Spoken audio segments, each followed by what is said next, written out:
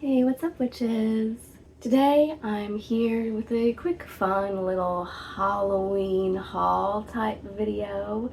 I was running some errands yesterday and I went by Big Lots, so if you're in the Midwest and you know, you know. And I was actually there just grabbing some home goods items. You know, I needed like some new towels and some new bath mat. I know, right? Home decor items in this economy? But your girl has been blessed and highly favored lately, so I thought that I would treat myself and splurge on some Halloween decor items. But not just that. I was able to justify this splurging to myself because the items that I specifically picked up out of the Halloween section are not going to be Halloween decor, but in fact are going to be items to be placed on the Odin and Loki altar.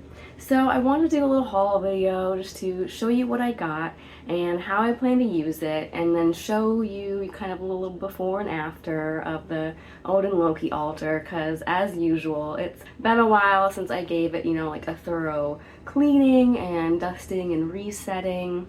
So it's definitely high time I did that, and then I will show you how I'm going to repurpose this Halloween decor as pagan altar decor. Also, stick around to the end if you want to see a little bonus mini Sephora haul, because I decided to treat myself there as well. I don't normally go for high-end makeup purchases because, again, in this economy, but there's a few specific items that I was looking for and wanted to try, so I picked up a few little things that I will just show you. So yeah, if you're interested in that, stick around to the end, but otherwise, let's get into it.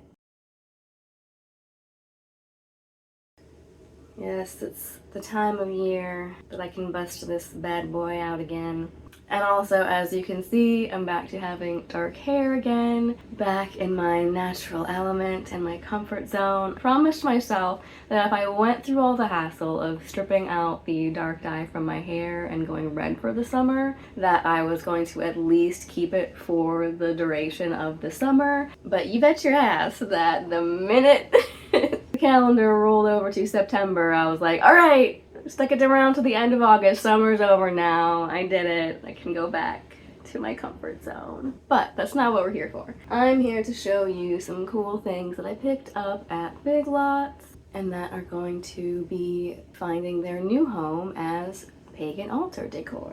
So the first two things that I could not resist are these raven candle holders. I went to Home Goods a few weekends back to just peep what kind of Halloween decor they had, and I almost got some snake candle holders to put on the altar, but I couldn't really find an exact style that I liked or felt like splurging on. But then when I saw these two guys, I could not pass them up. They were really affordable, and they are taper candle holders. So they had these two different styles, I guess, if that's what you want to call them, and so I can have one on each side for the Odin and Loki altar. Funnily enough, I already had this little guy that I've had for years now that I picked up as like Halloween decor a while back, and it has had a place on the Odin side of the altar on occasion to, you know, represent his ravens, Hugin and Munin. But now I actually have a set that I can use for candle holders. I have just like some gray pillar candles on the altar right now that have been there since I set up my altar, and those actually just came from Target. But I know they're going to be burnt down and not able to be used eventually, so this will be a great substitute to have some candles on the altar. And not only that, but I found the perfect cheeky little taper candles to put in them. So not only are we going to have the ravens represented for Odin, but I also found these really cool black taper candles that have snakes twining up them. These will be able to sit in the taper candle holders. That will look really cool, especially around this time of year. The next thing that I picked up is this ginormous cauldron, and it's not just a cauldron, it's a candle. So I couldn't pass up this bad boy. It is caramel apple scent, and again, $14.99, great deal. And one thing that I usually look for if I am going to splurge on like a big container candle like this is, does it have a good quality container? Is it something that I could see myself reusing or repurposing once the candle has burned out and lived its life? So this is not only just some stellar Halloween decor, this is not going on the Odin Loki altar. This is like one item that I picked up just to have as some Halloween, like witchy decor around the house, but it'll look really cool as like home decor, witchy room, YouTube background decor. It smells amazing. It's like not too sweet with the caramel, and it still has that, yeah, like a caramel apple scent. And then once I've used up the candle, I can scrape out all the wax, clean it out, and maybe even use it as an actual cauldron for like brewing little spells and mixing up potions in. So I always kind of look for something like that where I can keep and reuse or repurpose the container that the candle comes in afterwards. And kind of along the same lines, I picked up this one in this like metallic blue holder. This is crackling firewood. I love the smell of campfire. I also have a like little container candle that I've had for years, that I got years and years back for at Bath and Body Works, that was like marshmallow campfire, and it reminds me of this, where it's just got that musky, smoky, woodsy campfire scent to it, which is just one of my favorite smells. And so this I just got to like put in the basement because our computer desks are down there. I'm always down there gaming, but it's also a musty basement and the cat litter boxes are down there, so sometimes we need some good smells if I'm going to be down there for a while editing videos or gaming. So this is just going to be an all-purpose home decor candle. But then I did also get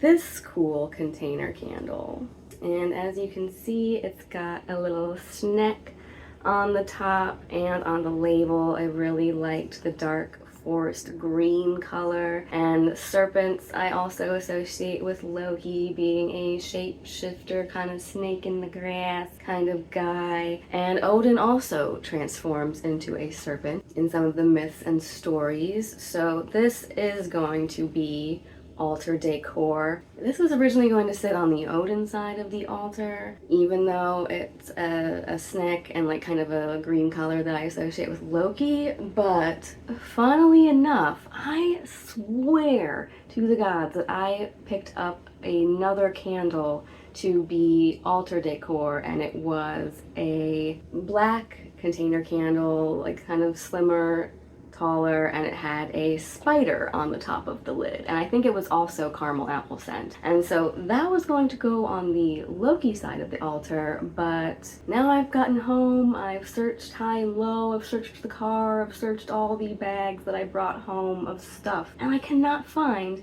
this spider candle for the life of me. So of course I'm like, great, now Loki's going to be even more ornery with me because he's been trying to get my attention and get me to pay him some attention for the last couple weeks, and now I done up and lost his candle that I bought for him. But he's still gonna get these.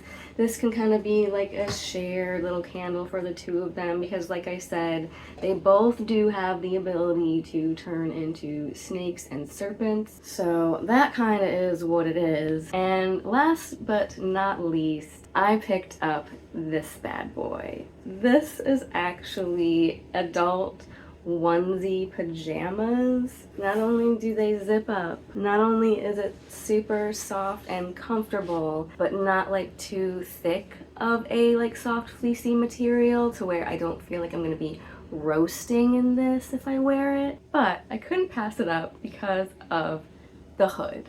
I'm a kitty! I have my black cat Merlin. I love black cats. I love the little cute sleepy face on this. So yeah, I had to splurge and treat myself a little bit with this too. Yeah, I've been wearing it while I was doing my makeup and getting ready to sit down and film this video, and it's been really comfy. I just kind of had the top part like off and tied around my waist so I didn't get too warm, but yeah, it's super soft. I love the hood. The hood is nice and roomy. Like I have my hair up and clipped back, but it was able to fit comfortably under the hood. So yeah, for 20 bucks, I'm digging it so far. And one more thing, I found this cute little guy sitting up by the checkout aisle and couldn't pass him up because I don't know if you know me, but I love mushy friends. I love eating mushrooms. I love looking for them in the woods and trying to identify them. I just made, let me show you really quick. I need to get my like acrylic spray and seal this, but I made this cute little mushroom tea light and incense holder. So I made a little thing in the middle to hold a tea light, and then there's also like a little hole in the front to put an incense stick. So I love that, and so when I saw this one, I couldn't pass it up. They had a more like Halloween version that was a black mushroom cap, and then it had like a little fairy door in the side. But I liked this one, and not only is it a cute mushroom, but the smell of the hand soap inside is wild berry cream. And not only am I a girl who loves mushrooms, but I am a little lad who loves berries and cream. Berries and cream, berries and cream.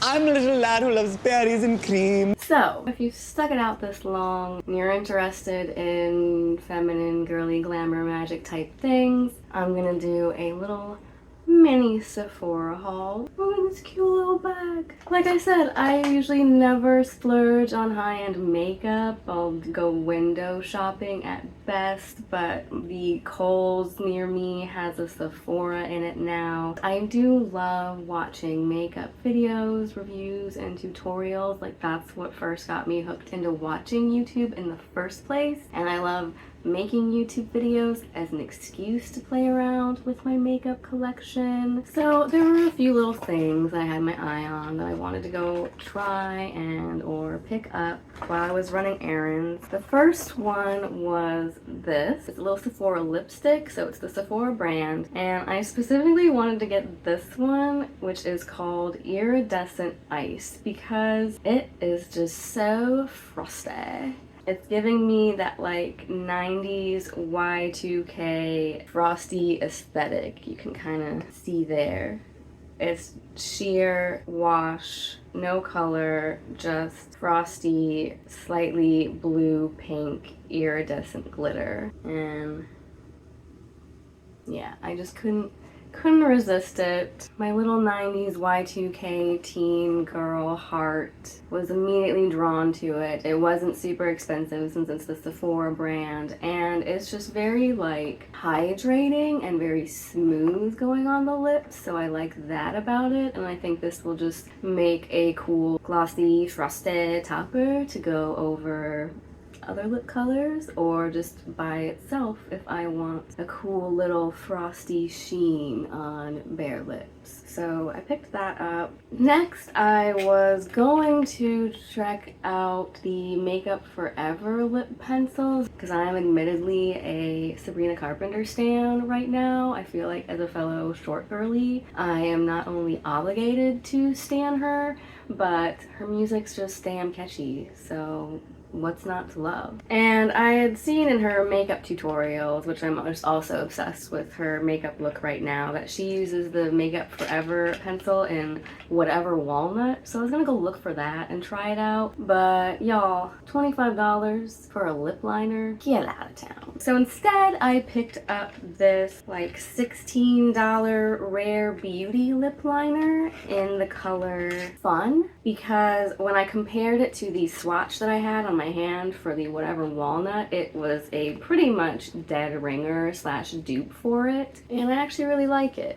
It's kind of just this nudie brown rosy mauve colored. I don't even know like how to describe it, but it's not too warm. It's like neutral leaning to warm brown with a little bit of a pink undertone. So I'm wearing it today. It went on very smooth, didn't bleed, and stayed put even when I put like lipstick and gloss on over it. I've been hearing a lot of good things about Rare Beauty, cheaper than Makeup Forever. So if you're looking for a dupe of the Sabrina Carpenter whatever walnut color, go for Rare Beauty in Fun. Lastly, I've been in the market for a new mascara, so I decided to splurge on something a little bit higher end, but still be a little bit cost conscious. So I got the famous Benefit Roller Lash in the mini version. Look at this cute little package, you guys.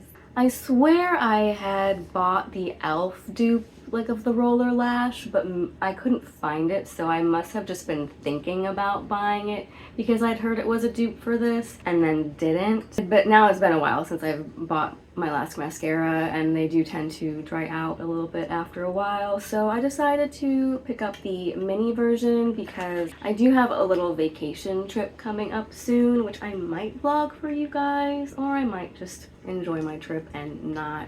But for that reason I picked up, and for cost reasons, I just decided to pick up the mini version to see if I liked it, and then that way I could try it out and it will be easy to take traveling with me. I am wearing falsies for once today just because I felt like being cute and extra for no reason, but it did help my natural lashes blend in really easily with the falsies in just one coat, so it is very nice and black. I like the wand that comes with this. Normally I feel like it's kind of a gamble when you buy the mini or travel size version of things because they don't always come with the same type of wand that the full size versions do, and for me the wand is everything. Like, it's the make or break it between whether or not I like a mascara, and I do tend to prefer these like rubber bristled mascara wands. You can see like it's slightly curved but the bristles aren't very long. And for me and the type of lashes that I have, where they're pretty long on their own, and so usually when I'm looking for a mascara, I want something that's just going to volumize a little bit and not necessarily lengthen a whole lot. So I do think that roller lash is an accurate name for this, because my other ride or die mascara is the Maybelline Falsies, because I loved the curved brush on that one, because it does like kind of help to curl and hold your lashes in shape as you're applying the mascara. And I feel like this brush and this mascara does do the same thing to that, where it rolls, curls, and helps keep your lashes up and in a nice shape well when you use it. So yeah, it definitely helped to lift and curl my lashes slightly and blend them in really nicely with the falsies that I'm wearing today. So yeah, I'm really happy with this so far. I'll definitely be curious to see how well it wears on its own, especially because I do wear contacts, and so I don't like mascaras that flake and get into my eyes. I have really sensitive eyes because I'm a contact wearer, so I don't like anything getting in my eyes and like making my contacts blurry. And I also don't tend to like waterproof mascaras for that reason, because they're just a bitch to remove. But yeah, there you have it. There's my little mini Sephora haul. One of the other things that I wanted to do when I was at Sephora was to check out the Sol de Janeiro body sprays. I have two, but I wanted to check out the new scents that they've launched since I picked those up, and just see if I liked any of the other ones, because I've definitely always been more of a body spray girl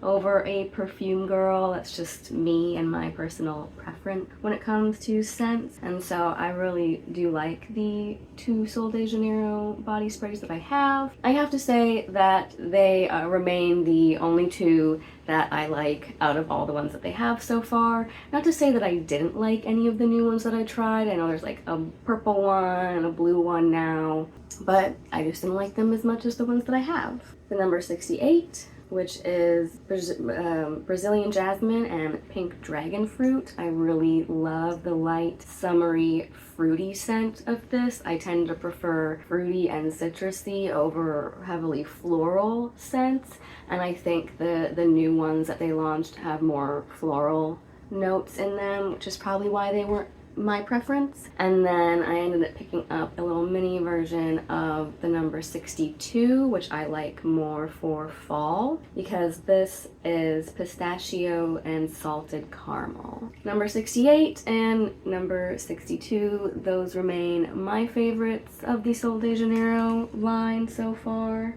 And then one other quick little makeup thing I wanted to throw in here, even though it's not a Sephora haul thing, but I recently got this off Amazon because I love Korean and Asian makeup. Let me tell you guys, I have been on this hype train for so long now, and I love that it's finally starting to gain awareness and popularity over here in the States. So I picked up the Heroin Make Prime Liquid Eyeliner in brown black because not only am I a sucker for some anime girly packaging, but Heroin Make is actually a really good brand, and I do tend to prefer these Asian eyeliners, especially the liquid liners, because not only do I love the cute packaging, but I love these types of eyeliners because the points on them are so fine.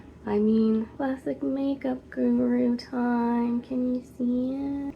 But anyway, the points on these are so super duper fine, and if you have like a mono lid or a heavily hooded lid like me, but you still want to live your wing eyeliner fantasy, these are the liners for you because the points are super fine, so it's really easy to do like precision detail line work, especially if you kind of need to like work around your hooded lid in order to achieve the shape that you want. And like for me, I have to like tight line really close to my waterline in order to still get a nice liner shape without covering too much of the very little visible lid space that I have. So I love these fine line precision liners for that reason, and they are fairly like waterproof and budge proof without getting the waterproof versions. So 10/10 would recommend. But yeah, I'm gonna go do some stuff and then I will show you the Odin Loki altar after I've added the new Halloween decor. All right, here's the finished product. As you can see, I've got the 2 raven candles set up, put the snake candle in the middle, put this giant labradorite orb back. Odin was calling for it. And then I've got his favorite dragon's blood incense going, and the raven candle holders with the snake candles. So let me know what you guys think. It wouldn't be an altar refresh and an Odin offering without some top tier mead. And this time of year, I especially like to go for Odin Skull. Nordic honey wine with sour apple juice, hops, and cinnamon. So it has this really awesome smooth apple cinnamon flavor. It's got some cinnamon in there for Loki. And what is that across the top? Pagan runes? Let's end this video off the right way by pouring some out for Odin and Loki.